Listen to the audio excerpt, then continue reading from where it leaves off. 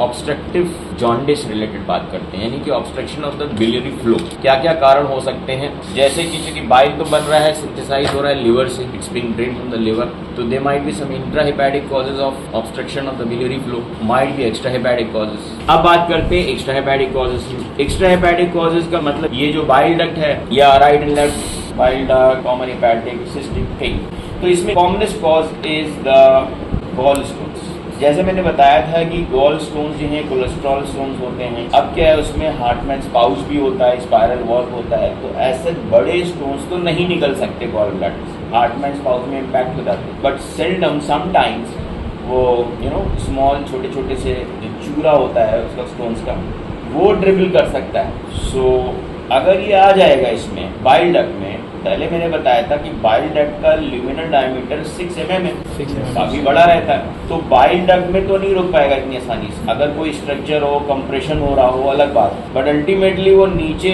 Sphincter पोलिडोकस पे आके रुकेगा।